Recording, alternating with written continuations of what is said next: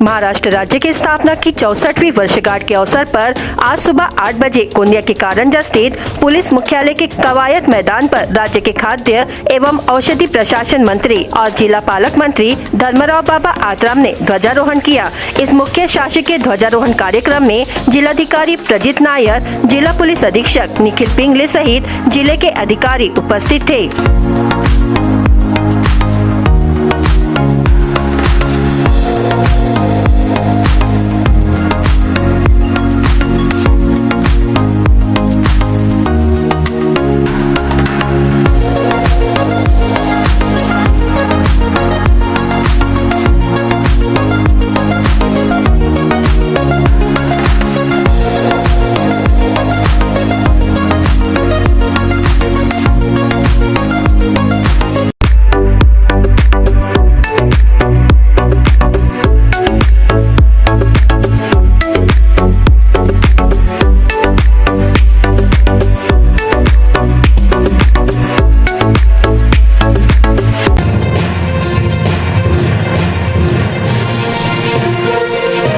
ग्रीष्मकाल में आम और आम रस की मांग होती है, इसलिए बड़े प्रमाण में आम बाजार में उपलब्ध किए जाते हैं। किंतु गत कुछ दिनों से शुरू ओलावृष्टि समेत तूफानी बारिश के कारण आम की नर्सरी का नुकसान हुआ है, जिसके कारण बाजार में आम की आवक घटने की संभावना है।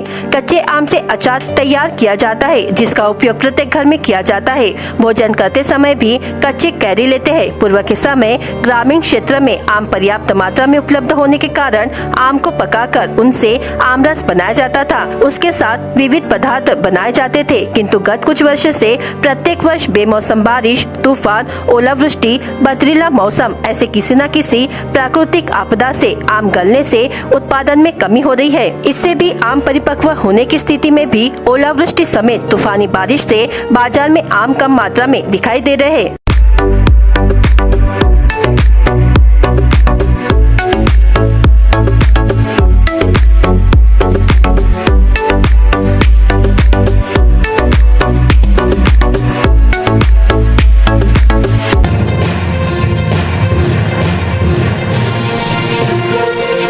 विदर्भ राज्य आंदोलन समितीच्या वतीने सार्वत्रिक विदर्भातील निवडणुकीची रणधुमाळी संपल्यानंतर नव्या येणाऱ्या सरकारला चेतावणी देण्याच्या दृष्टीने व विदर्भाचे स्वतंत्र राज्य तत्काळ निर्माण करण्याचे प्रयत्न म्हणून विदर्भ राज्य निर्मिती आंदोलनाची सातत्यता कायम ठेवण्याच्या दृष्टीने 1 मे महाराष्ट्र दिनी गोंदिया जिल्हा मुख्यालय शहरातील केंद्रस्थळी डॉक्टर बाबासाहेब आंबेडकर चौक परिसरात महाराष्ट्र दिनाचा निषेध करण्यात आला। या प्रसंगी विदर्भ राज्य आंदोलन समितीचे जिल्हा समन्वयक अतुल सद्देवे, विदर्भवादी वसंत गवडी, DS मेश्राम, उपाध्यक्ष भोजराज ठाकरे, सचिव रवी भांडारकर, शहर अध्यक्ष महिला आघाडी पंचशीला पानतावणे, मनोहर बोरकर, छाया रामटेके, विजय गणवीर, राजेंद्र बनसोड, गुलाब निर्माण आदी अन्य विदर्भवादी कार्यकर्ता सामील झाले होते।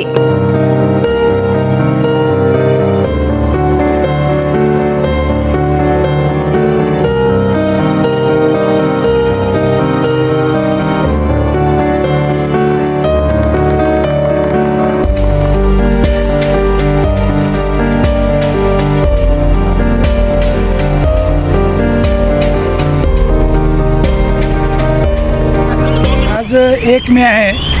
आज 1 मे जागतिक स्तरावरती सुद्धा अतिशय महत्त्वाचा दिवस आहे।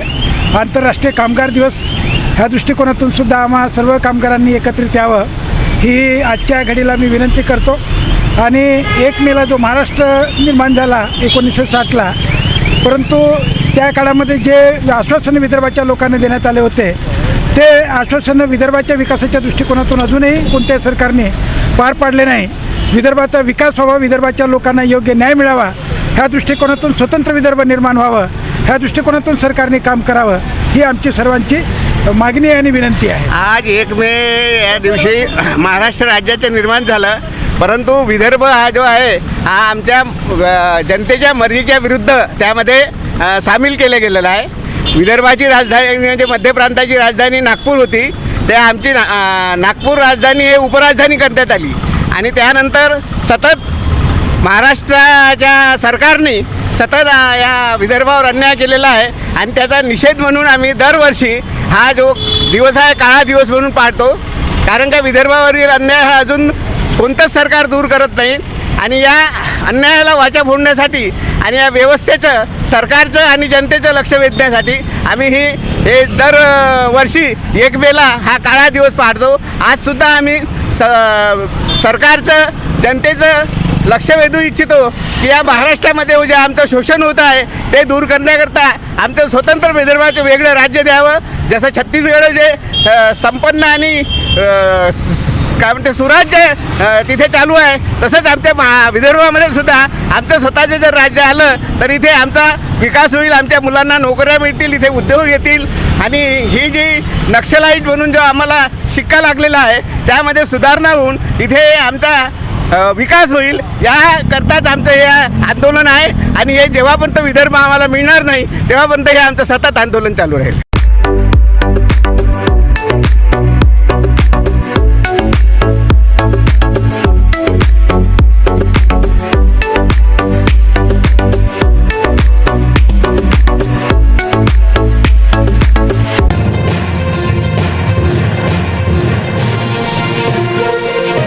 दिनांक 28 एप्रिल 2024 रोजी TCS वर्ल्ड 10K बँगलोर येथे झालेल्या मॅरेथॉन स्पर्धेमध्ये महाराष्ट्र पोलीस ॲथलेटिक्स व क्रॉस कंट्री संघाचे प्रशिक्षक जयपाल भोयर यांनी प्रथम क्रमांक पटकाविला. सदर उत्कृष्ट कामगिरी केल्याने व महाराष्ट्र पोलिसाचे नाव उज्ज्वल केल्याने नागपूर शहर पोलीस आयुक्त रवींद्र सिंगल यांनी अभिनंदन केले. तसेच प्रधान सचिव गृह विभागचे अनुप कुमार सिंह तसेच फोर्स 1 चे अतिरिक्त पोलीस महासंचालक कृष्ण प्रकाश यांनी अभिनंदन करून पुढील वाटचाली शुभेच्छा दिल्या. जयपाल भोयर हे सध्या महाराष्ट्र पोलीस क्रीडा संकुल घाटकोपर मुंबई येथे कार्यरत असून महाराष्ट्र पोलीस दलातील नवीन खेळाडू यांना सराव देण्याचे काम करीत आहेत.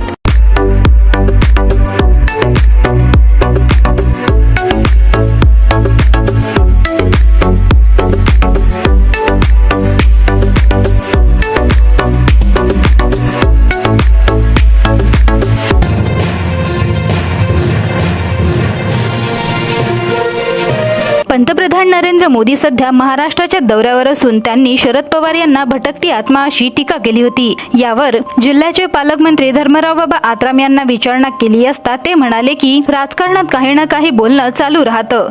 या दृष्टिकोनातून लोक एकमेकांवर टीका करतात. निवडणूक संपल्यानंतर आम्ही एकत्र येतो. ज्याप्रमाणे आपण पाहिलं की मी आणि आमचे विरोधी पक्ष नेते एकमेकांच्या विरोधात बोलतो. आता सगळं संपलं आहे. रात गई तो बात गई असे म्हणत अन्न व औषधी प्रशासन मंत्री धर्मराव बाबा आत्राम यांनी आपली प्रतिक्रिया दिली. यावरून निश्चितच रात गई तो बात गई आणि निवडणूक संपली की आम्ही सगळे एकत्र येतो असे विधान मंत्री धर्मराव बाबा आत्राम बोलून गेलेत. पुढे विरोधी पक्ष नेत्यांचे पक्ष प्रवेश केव्हा यावर ते म्हणाले की होईलच, तारीख ते निश्चित करतील, मात्र जेव्हा होईल तेव्हा पक्ष प्रवेश होणार अशी प्रतिक्रिया धर्मराव बाबा आत्राम यांनी दिली. पंतप्रधान नरेंद्र मोदी महाराष्ट्राच्या दौऱ्यावर होते, त्या दरम्यान त्यांनी शरद पवार यांना भटकती आत्मा असा एक उल्लेख केला होता. मोठा नाराजगी पाहायला मिळते या वाक्यानंतर. नाराजी काय, आता राजकारणामध्ये सगळे उतरल्यानंतर काय ना काय बोलणं चालू राहते आणि त्या दृष्टिकोनातून लोक एकमेकावर टीका करतात. मग सगळं इलेक्शन संपल्यानंतर सगळं आम्ही एकत्रित येतो. ज्याप्रमाणे आपण पाहिलं की मी आणि आमचे विरोधी पक्ष नेते एकमेकाच्या विरोधात बोललो. आता सगळं संपलं. आता जे बात गई हो गया. तुम्ही अजूनही ठामात का विरोधी पक्ष नेते 4 जून नंतर तुमच्याकडे येतील याच्यावर? हां, ते बघू आता. प्रवेश काही निश्चित झाला ते होईल. आता जे होईल आता त्यांच्या मर्जीवर आहे. ते केव्हा करतील, तारीख निश्चित ते करतील, परंतु जे व्हायचं होईलच. महाराष्ट्र वासियांना एकच आहे की संघटित महाराष्ट्र ठेवला पाहिजे. विकसित महाराष्ट्र निर्माण करण्याच्या दृष्टिकोनातून, महाराष्ट्राच्या प्रगतीपथावर आणण्याच्या दृष्टिकोनातून, महाराष्ट्राला प्रगतीपथावर आणण्याच्या दृष्टिकोनातून आपल्या सगळ्यांनी मिळून काम करणे गरजेचे आहे. या दृष्टिकोनातून सर्वांनी काम केलं पाहिजे. महाराष्ट्र निर्माणला 64 वर्ष पूर्ण झाले. त्या काळात आणि आजच्या काळात मोठा फरक आहे. त्या दृष्टिकोनातून आणि सर्वांनी मिळून महाराष्ट्राला प्रगतीपथावर नेण्याची जबाबदारी आम्हा सर्वांची आहे अशी प्रतिक्रिया गोंदिया जिल्ह्याचे पालकमंत्री धर्मराव बाबा आत्राम यांनी दिली. महाराष्ट्रवासियांना एकच आहे की आपण संघटित महाराष्ट्र ठेवला पाहिजे आणि विकसित महाराष्ट्र निर्माण करण्याच्या दृष्टिकोनातून, महाराष्ट्राला प्रगतीपथावर आणण्याच्या दृष्टिकोनातून आपल्याला सगळ्यांनी मिळून काम करणं गरजेचं आहे आणि त्या दृष्टिकोनातून सगळ्यांनी काम केलं पाहिजे. आज आपण पाहतो की 64 वर्ष झाले आणि 64 वर्षामध्ये आज आपण पाहतो की त्या काळ आणि आजच्या काळामध्ये फार मोठा फरक झालेला आहे आणि त्या दृष्टीने सगळ्यांनी मिळून आणखीन महाराष्ट्राला प्रगतीपथावर घेऊन जाणं सगळ्यांची जबाबदारी आहे. मागील 6 महिन्यांपासून धानाची भरडाई थांबलेली आहे. राईस मिलर्स असोसिएशन यांनी भरडाईवर बहिष्कार टाकलाय. यावर धर्मराव बाबा आत्राम यांची प्रतिक्रिया घेतल्यावर ते म्हणाले की सध्या आचारसंहिता असल्यामुळे त्यासंबंधी काही करता येणार नाही. आचारसंहिता संपल्यानंतर सर्वांसोबत बसून मार्ग काढता येणार आहे. धान उत्पादकांचा जिल्हा म्हणून ओळखला जातो. मोठ्या प्रमाणात यावेळेस धान खरेदी झाली, मात्र त्याची भरडाई न झालेली आहे. त्याच्यामुळे जे राईस मिलर्स आहेत त्यांनी बहिष्कार टाकला आहे. काय शासन स्तरावरून काही प्रयत्न सुरू आहेत का की भरडाई होईल? नाही, ते ठीक आहे. आता आचारसंहिता असल्यामुळे काय आता सध्या आपल्याला 4 जूनपर्यंत काही करता येणार नाही. एकदा सगळं संपल्यानंतर मग एकदा सगळ्यासोबत बसून मार्ग काढता येईल.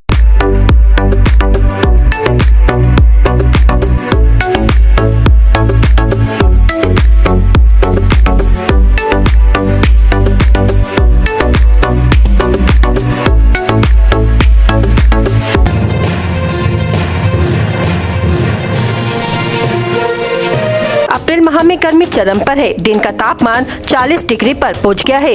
ऐसी स्थिति में भी बसों में यात्रियों की भीड़ दिखाई दे रही है। छुट्टियां एवं विवाह समारोह के कारण बसों में यात्रियों की संख्या बढ़ गई है।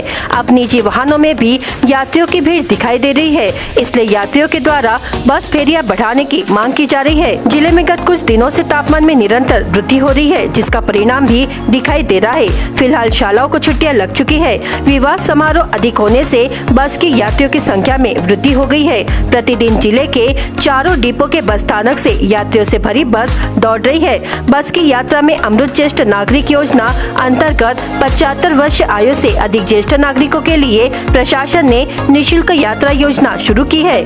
महिलाओं के लिए 50% सहूलियत लागू की है, जिसके कारण बस के यात्रियों की संख्या में वृद्धि हो गई है। इसमें भी अब विवाह समारोह का माहौल होने से ग्रीष्मकाल के दिनों में बस के यात्रियों की संख्या में अधिक इजाफा हुआ है। गर्मी का मौसम होते हुए भी सहूलियत धारक यात्रियों के द्वारा बस की यात्रा को प्राधान्य दिया जा रहा है। इसी के कारण कड़ी धूप में भी बस में यात्रियों की भीड़ दिखाई दे रही है।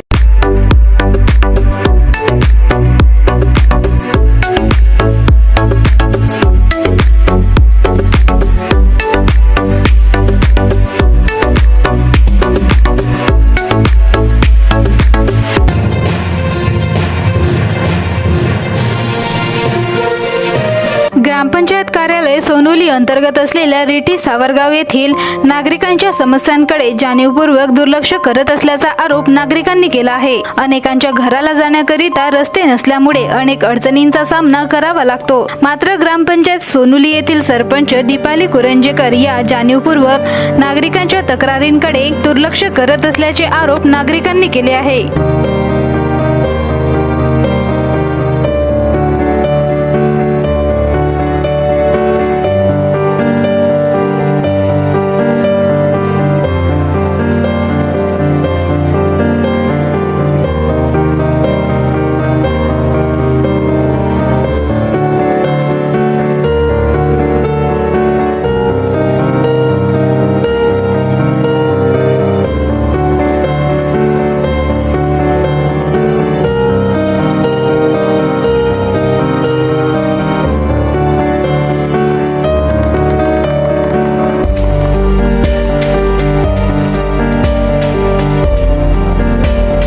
मी सचिन मदन उरकुडे, रेठी सावरगाव, ग्रामपंचायत सोनोली रेठी सावरगावकडे दुर्लक्ष करत आहे आणि तिथं ना व्यवस्थित व्यवस्था आहे, रस्त्याची व्यवस्था, नाल्यांची व्यवस्था, इलेक्ट्रिक पोलची व्यवस्था, ते आपण वारंवार मागणी करतो ग्रामपंचायतला, पण ते करत नाही आणि त्याच्याकडे प्रॉपरली दुर्लक्ष करतात. रेठी सावरगाववाल्यांचा एकच अपेक्षा आहे ग्रामपंचायत सोनोलीकडनं की त्यांनी व्यवस्थित रस्ते आणि नाल्या आणि पथदिवे लावून द्यावे, पण त्यांना वारंवार सांगूनसुद्धा ते त्या कामाकडे दुर्लक्ष करतात.